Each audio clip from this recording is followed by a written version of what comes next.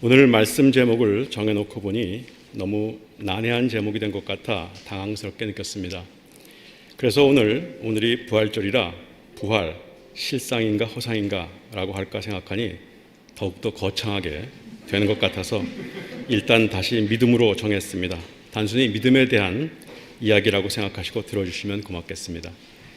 요즘 코로나로 인하여 이동하는 것이 자유롭지 못한 시절이라 그런지 더욱 어디든 떠나고 싶다는 생각이 간절해지는 시기입니다. 저희 집사람도 코로나 시기에 아이를 돌보는 할머니가 되어 손녀들을 돌보다가 아이들 어미가 방학이 되니 코로나 분류에 사로잡히지 않으려고 국내 어디든 가자고 했습니다. 그러던 참에 후배 교수가 한국의 서원이 2019년 7월에 유네스코의 세계유산으로 등재되었다고 시간 나는 대로 두 부부 4명이 다녀보자고 했습니다. 등재된 한국 서원은 9곳인데 이번 방학에는 2곳인 논산의 도남서원과 정읍의 무송서원을 해설사의 설명과 함께 구경하며 다녔습니다. 각 장소에서 1박 2일씩 하다 보니 서원 주변에 볼만한 장소에도 가보게 되었습니다. 정읍에서는 동학기념관을 보게 되었고 논산에서는 윤증 선생의 300여 년 된 고택인 명제고택에서 묵으면서 자세히 구경하게 되었습니다. 단순히 구경만 한 것이 아니라 설명까지 듣게 되니 우리나라의 선비들의 정신을 알게 되고 탐복하게 되었습니다. 특히 명제고택에서는 그곳을 지키는 종손께서 우리 집 차례상 차리는데 얼마나 돈이 들어갈 것 같습니까? 라는 질문을 하셨는데 한 100만 원쯤이요? 라고 답하자 6만 원 정도 들어요. 그냥 차와 다과, 즉 과일 하나씩 몇 가지 정도로 소박하게 상을 차립니다. 라고 대답하면서 자기가 어렸을 때 어른들 생신이 되면 특별한 음식을 하는 것이 아니라 쌀을 자루에 담아서 동네 분들에게 돌리는 것으로 생신을 대신했다고 말해 주었습니다. 나중에 집에 와서 자료를 찾아보니 윤중 선생께서 자손들에게 제사상에 떡을 올려 낭비하지 말고 여자들 일손이 많이 가는 유밀가와 기름이 들어가는 전도 올리지 말라 하는 유언을 남기셔서 그 뜻대로 지금까지 지내고 있는 것입니다. 조선시대 성리학자이신 명제 선생은 특히 당파와 상관없이 모든 인재를 고르게 등용해야 한다는 주장을 한 소론의 영수 중에 한 분으로 알려졌습니다. 밖으로뿐 아니라 안으로의 실질적인 삶에서도 허례허식을 버리고 단순하고 소박한 삶을 사신 분으로 도가 지향할 방향은 실학이라고 주장하신 진정한 노블레스 오블리주의 본을 보이셨다는 생각이 듭니다. 종손의 이야기로는 10여 대, 즉 300여 년 동안 내려오면서 그 많은 난리들이 났지만 명제고택은 불 한 번 나지 않았다고 합니다. 그 동네 사람들, 특히 노비들한테는 그 집은 절대 건드리지 않아야 한다는 생각들이 이어져서 지금까지 그 집안에 그대로 간직되고 있는 이야기를 들으면서 한 사람의 삶, 그리고 그것을 이어가는 그 집안의 내력, 이런 것들이 모여 역사가 되어서 큰 줄기를 이루고 있다는 생각이 듭니다. 이런 점은 우리 그리스도인들이 본받아야 한다는 생각이 듭니다. 예수님께서 주신 생각들을 이어가는 모습들, 이런 것들이 바로 세길의 정신이 아닐까 하는 생각이 들었습니다.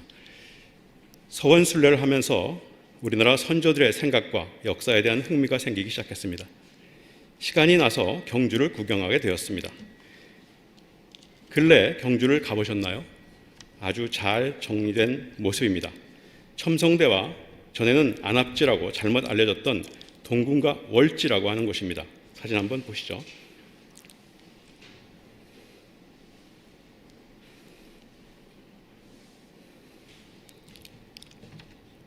가볼만 합니다.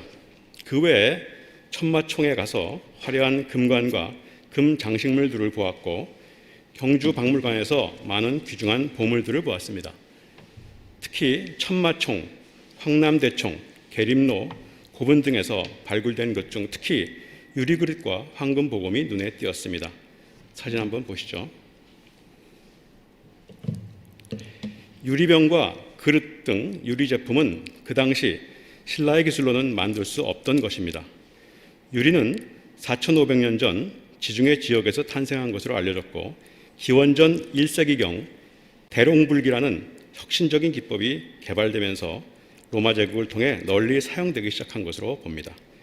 아마도 중앙유라시아 쪽을 통해 신라로 온 것으로 보는데 일명 실크로드 또는 황금길을 통해 들어온 것으로 보고 있습니다. 한국 고고학계는 2009년부터 연 150명이 11년째 카스피해 근처 아제르바이잔에서 발굴 작업을 해왔는데 천마청에서 발견된 유리잔과 같은 형태를 발견했다고 합니다. 더욱 놀라운 것은 경주 계림로 고분에서 발견된 황금 보검인데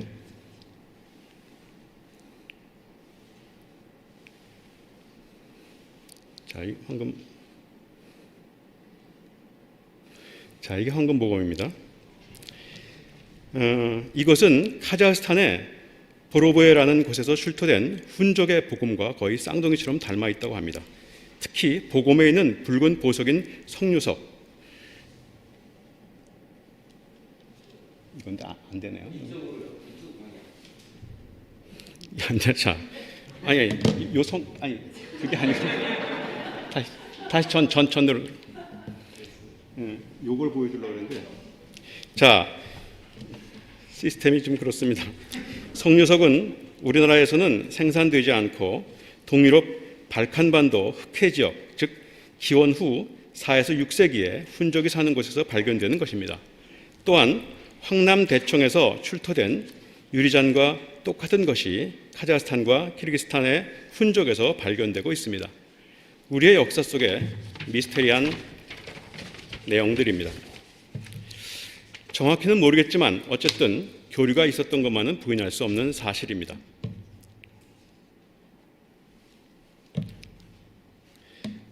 자, 그런데 재미있는 것은 신라를 가장 강성하게 한 통일신라를 이룬 문무대왕에 비해는 문무왕이 흉노의 후예이며 자신의 15대 선조가 성한이며 성한은 투 김일제의 7대 손이라고 기록되어 있습니다. 이 성한은 세한과 동일한 인물로 알려지며 경주 김씨의 시조라고 추측하고 있습니다. 아마도 서기 65년경에 신라에 나타난 것으로 추정됩니다. 물론 다양한 이야기가 있어서 아직 논란의 여지가 많습니다. 그런데 신라 초중기라 할 수 있는 기원 후 4에서 6세기에는 순장의 풍습이 있어서, 물론 이는 지중왕 때 폐지했으나 불교를 받아들인 그의 아들 법흥왕 때에서 순장 풍습은 사라집니다. 그 시대 순장된 사람의 뼈를 근래에 DNA 분석을 통해 윤학적으로 주사해 확인하니까 흉노와 가장 유사하게 나왔다는 사실도 알려졌습니다. 흉노의 일부가 훈족입니다. 흉노는 옛날 현지 유목민의 발음대로 하면 슌누라고 하는데 이는 천선족, 즉 태양의 아들이라는 뜻이라고 합니다. 여하튼 그 시절 교류가 있었던 것만은 부인할 수가 없겠죠. 명제고택은 300여 년 전의 일이니 증거도 많고 확인이 어느 정도 가능하기에 사실로 받아들일 수 있습니다. 그러나 신라의 이야기는 기원 후 4에서 5세기, 거의 1500여 년 전의 일이라 일부 증거를 가지고는 위 이야기를 다 증명할 수가 없기에 현재 역사학계에서도 의견이 분분합니다. 믿지도 믿지 않기도 어려운 문제가 되었습니다. 기원 후의 일에도 이런 식인데 기원 전이라면 어떨까요? 우리는 종종 기원 전이라고 하면 의식 속에서 원시대처럼 느껴지지만 이런 유적이나 물품들을 통해 보면 기원 전에도 활발한 교류가 있었음을 알 수가 있습니다. 실제로 모든 것을 보지 못했다고 허상인가요? 완전히 보지는 못해도 실상임을 알 수는 없을까요? 우리의 눈으로 보지는 못했지만 증거들이 있을 때 그것은 허상이 아니고 실상이 아닐까요? 오늘 본문인 성서로 돌아가 보겠습니다. 히브리서 11장은 마치 이스라엘의 역사 연대기를 간단하게 정리한 것 같습니다. 각 절마다 간단하게 역사적 사실들을 나열하고 있습니다. 4절에는 아벨부터 시작하고 7절에 노아, 8절에 아브라함, 23절에 모세, 29절에는 홍해를 건너는 이야기가 나오는데 홍해를 마른 땅을 지나가듯이 건넜다는 이야기가 기술되어 있습니다. 출애굽의 홍해 사건을 어떻게 생각하십니까? 역사적 사건으로 받아들일 수 있으신지요? 성서에서 따지면 거의 기원전 약 1500년경에 홍해를 건너는 것으로 나옵니다. 그러니까 지금으로부터 약 3500년 전의 일입니다. 물론 출애굽의 연대에 대해서 지금도 논쟁거리지만, 즉 기원전 13세기다 또는 15세기다 주장이 다를 수 있지만, 어쨌든 홍해를 건너는 사건을 역사적 사실로 생각하시나요? 이미 알고 계신 분도 계시겠지만 떨기나무라는 제목의 책이 있습니다. 김성학 장로님께서 직접 확인한 사실들을 기록한 책입니다. 그분의 허락을 받아서 자료들을 사용합니다. 그 외에 미국 분들도 확인한 사실인데, 유튜브에서 출애굽 영상실록이라고 치면 1, 2, 3부 등 많은 자료들이 있습니다. 흥미가 있으시면 추후에 보시기 바랍니다. 못 보신 분들을 위하여 말씀드리겠습니다. 실제로 출애굽의 증거가 나타났다는 사실입니다. 이제까지 우리가 알고 있던 홍해와 시내산은 시나이 반도에 있다고 로마 교황청에서 정했던 것이지만 성서의 이야기와는 다릅니다. 실제 성서에서 이야기하는 지리적인 상황은 아라비아 반도, 즉 지금의 사우디아라비아에 존재합니다. 홍해도 시나이 반도의 이집트 쪽이 아니라 아라비아 쪽입니다. 사실 홍해는 수에즈만 쪽이 아니라 사우디아라비아와의 경계 부위는 아카바만 쪽 홍해입니다. 사진에서 보면 이곳입니다. 이제까지 이야기하던 홍해는 그곳을 건너도 그 당시 시나이 반도는 애굽 땅이라 출애굽이 되지를 못하는 거죠. 그곳이 아니라 아라비아 반도와 만나는 곳인 홍해입니다. 여긴데. 그래야 진정 출애굽이 되는 거죠. 또 이곳에 재미있는 지형이 있습니다. 성서에 나오는 지명인 비아히롯이라고 하는 곳입니다. 여긴데. 이제 현 지명은 누에이바입니다. 이 누에이바의 뜻은 물을 가른 곳이라는 뜻입니다. 주변은 낭떠러지 지형인데 이곳만 바다와 만나는 곳에 편평한 땅이 나옵니다. 이 사진입니다. 여긴 낭떠러지. 그냥 이 슬라이드만 보여주세요. 낭떠러지인데 여기만 평평한 땅이 납니다. 이 면적이 여의도의 4배 정도라고 합니다. 그 당시 이동한 유대인들이 어림잡아 한 200만 명이 넘더라도 함께 야영할 수 있는 평지가 됩니다. 저렇게 넓은 땅이 구간 나옵니다. 더 재미있는 것은 이곳과 건너편 아라비아 반도까지 얕은 바다, 즉 깊지 않은 땅으로 연결되어 있습니다.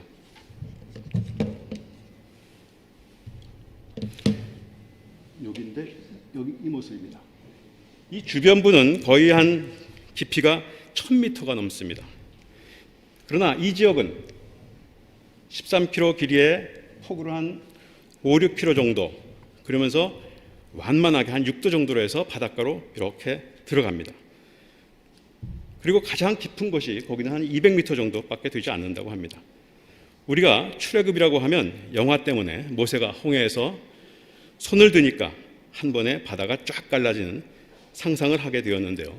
사실은 출애굽기 14장 21절에 보면 모세가 바다 위로 손을 내어민데 여호와께서 큰 동풍으로 밤새도록 바닷물을 물러가게 하시니 물이 갈라져 바다가 마른 땅이 되시니 라고 되어 있습니다.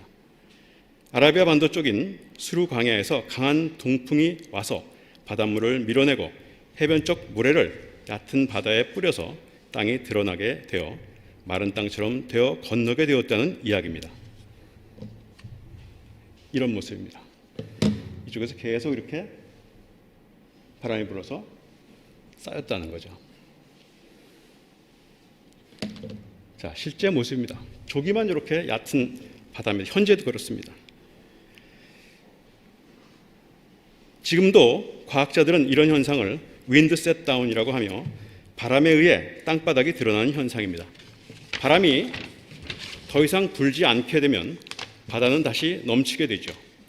출애굽기 14장 22절부터 31절까지 보면 이스라엘 자손을 애국 군대가 병거 600승을 가지고 와서 잡으려고 합니다. 그러나 이스라엘 자손들이 건너가고 나서 애국 군대를 여호와가 직접 싸우셔서 치고 모세에게 다시 바다 위에 손을 내어밀어 바다가 다시 흐르게 하여 다 수장시키는 일이 일어나고 맙니다. 그런데 이 얕은 바다에 스킨스쿠버와 과학자들이 함께 조사를 했더니 사람의 뼈와 말뼈 그리고 많은 병고박쥐가 나왔고 아직까지도 수장되어 있습니다. 이 사진입니다. 박쥐들도 있고 그렇습니다. 더욱 놀라운 것은 여기서 발견된 사람의 뼈를 가져가서 DNA 분석을 하여 확인한 결과 이집트 사람으로 판명이 되었습니다. 이는 스웨덴의 DNA 연구소 소장인 레나트 몰러 박사께서 확인하였습니다. 또 이 해변 양쪽 끝에 홍해 횡단 기념 기둥을 세웠는데 아마도 솔로몬 왕 시절쯤으로 홍해 횡단 500년 후로 추정이 되는데 높이 약 5m, 둘레 257cm의 원형 적색 화감암 기둥이 지금도 있다고 합니다. 약 3천여 년 전에 지난 그런 기둥이죠. 이 모습입니다.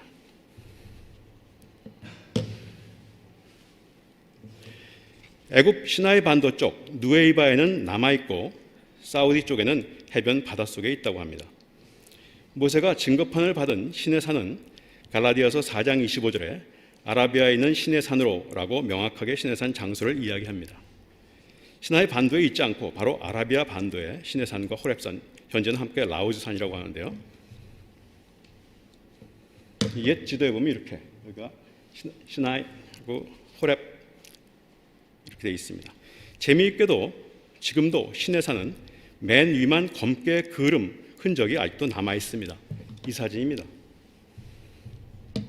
맨 위만 검습니다. 맨 위만 검고 그 돌을 파면 밑은 깨끗하다고 합니다. 출애굽기 19장 18절에 그때 신의 산에는 주님께서 불 가운데서 그곳으로 내려오셨으므로 온통 연기가 자욱했는데, 또 출애굽기 24장 16절에는 해서 17절까지 보면 여호와께서 구름 가운데서 모세를 부르시니라. 산 위에 여호와의 영광이 이스라엘 자손의 눈에 맹렬한 불같이 보였고 라고 기술되어 있습니다.